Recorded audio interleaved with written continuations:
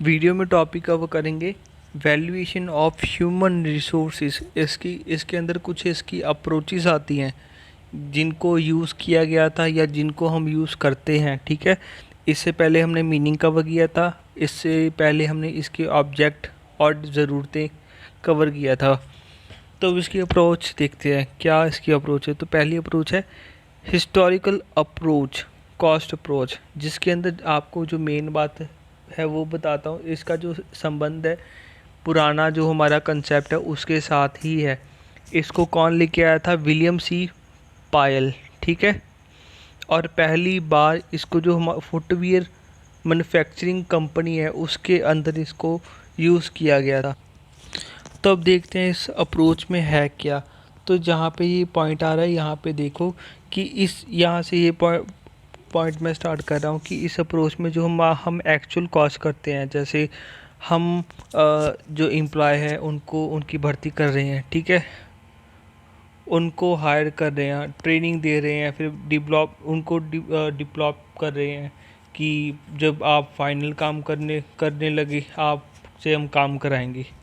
ठीक है, जब आप काम सीख गए हम आपसे काम लेंगे। तो ये जो हम एक्सपेंस करते हैं इनको ऑर्गेनाइजेशन के द्वारा जो एक्सपेंस किए जाते हैं, हमको ये एक्सपेंस को कैपिटलाइज करना है। ठीक है, और हमको जो अमोर्टाइज करना है, इसका मतलब देख लो कि हम जैसे मानते हैं कि हम जो हमारे ह्यूमन रिसोर्स हैं ये हमारे एसेट हैं और एसेट के ऊपर हम डेप्रिसिएशन लगाते हैं। हमको कौन सा मेथड लगाना है ये हम अमोर्टाइज के अंदर देखते हैं कि कौन सा मेथड लगाएंगे। ठीक है, तो जो हम एक्सपेंस करते हैं हमको एक तो कैपिटलाइज करना है और एक अमोर्टाइज करना है। आधार लेना है जो लाइफ है, जो हमारे ह्यूमन रिसोर्सेज की लाइफ है उसको आधार लेते हुए। तो इसीलिए तो यहाँ पे दस a proper recording of expenditure made.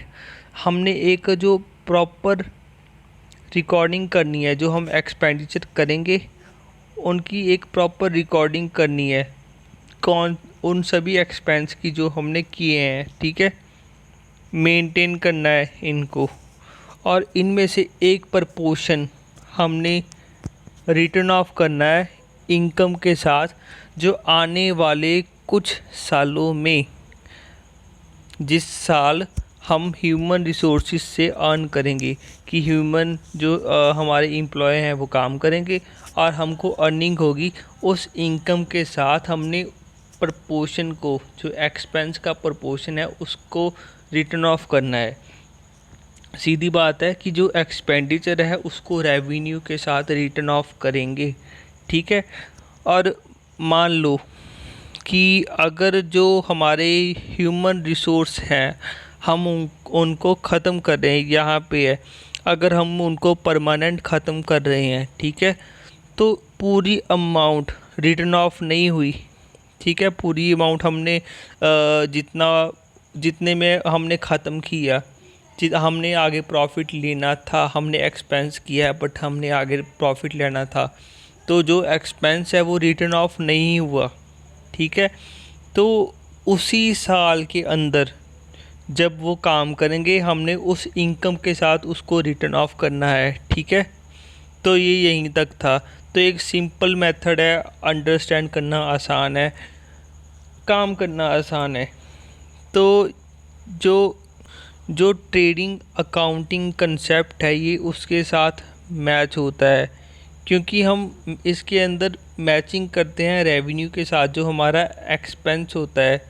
Sorry, शायद गलत बोल गया कि हम जो ट्रेडिशनल वे है जिसके अंदर हम एक्सपेंस के साथ जो हमारी इनकम होती है उसको सेट ऑफ करते हैं। ठीक है, ये उस कंसेप्ट के साथ मैच करता है, फॉलो करता है।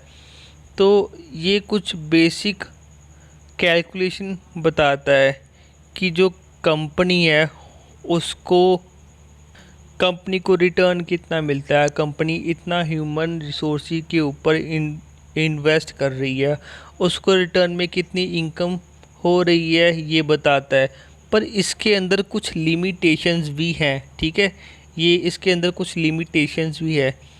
तो जो इसकी पहली लिमिटेशन है, is take into account a part of employ acquisition costing cost, thus ignore the aggregate value of there. हमने जैसे ऊपर बात की थी कि हम जो एक्सपेंस करते हैं एक पार्ट को लेके, एक प्रपोर्शन को लेते हैं और उसको सेट ऑफ करते हैं आने वाले समय की इनकम के साथ। अगर आपको याद हो तो ठीक है। तो इसके अंदर दिक्कत है, तो बाकी जो प्रपोर्शन बच गया, जो एग्रीगेट वैल्यू बाकी बच गई, उसकी पोटेंशियल सर्विस की उसकी हम उसने सर्विस प्रोवाइड की, उसके ऊपर एक्सपेंस जो हमने किया सेट ऑफ हो गया, सब कुछ हो गया, ठीक है। प्रपोर्शन लिया तो जो बाकी अमाउंट बच गई उसका क्या होगा, ठीक है। तो दूसरा पॉइंट है, is difficult to estimate the number of years over which capitalize expenditure is to be amortised.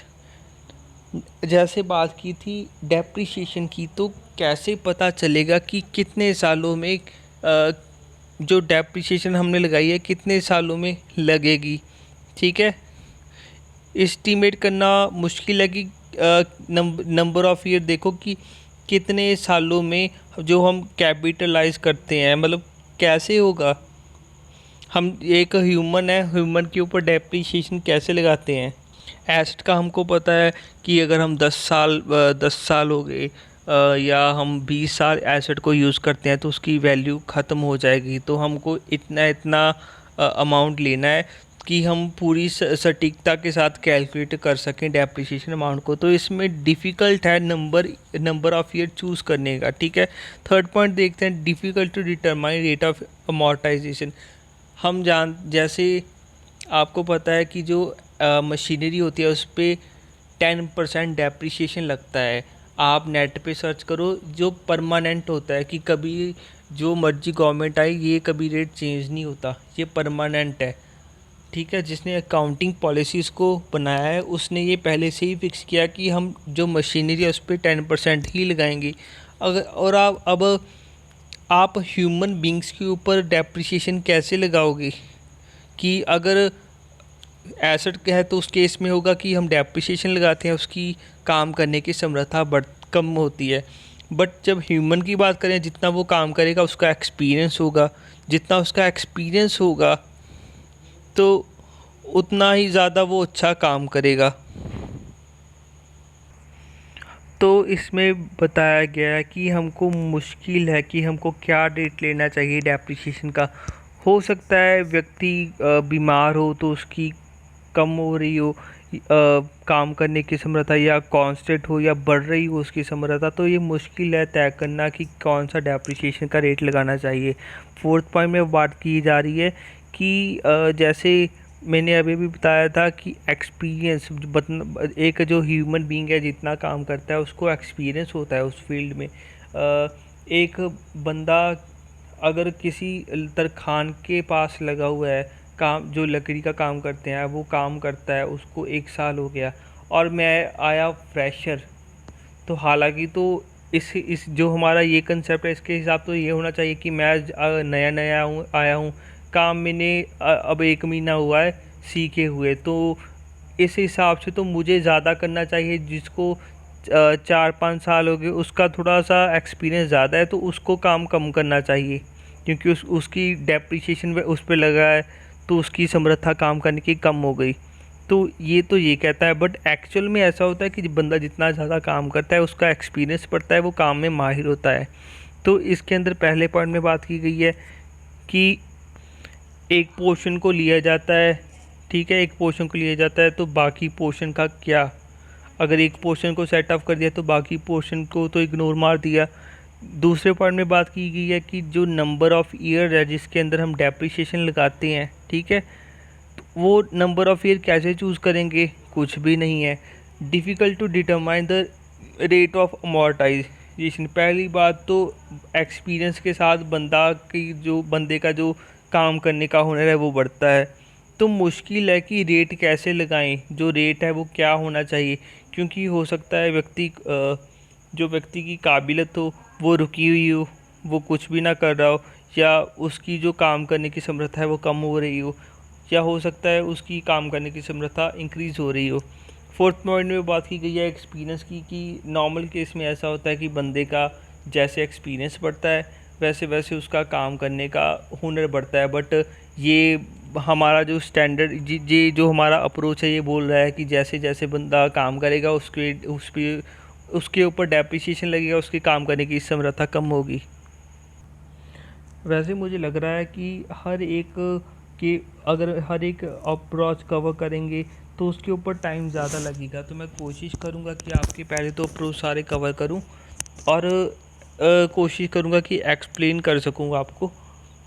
तो अगर मैं सभी को एक्सप्लेन करूँगा तो वीडियो ज़्यादा लंबी हो जाएगी, तो हर अप्रोच के लिए एक अलग वीडियो होगी। अगर अप्रोच थोड़ा सा छोटा होगा, क्योंकि बीच बीच में छोटी अप्रोच भी हैं, तो वो तो मैं साथ के साथ उसी वीडियो में कवर कर दूंगा जो उसके साथ वाली वीडियो होगी।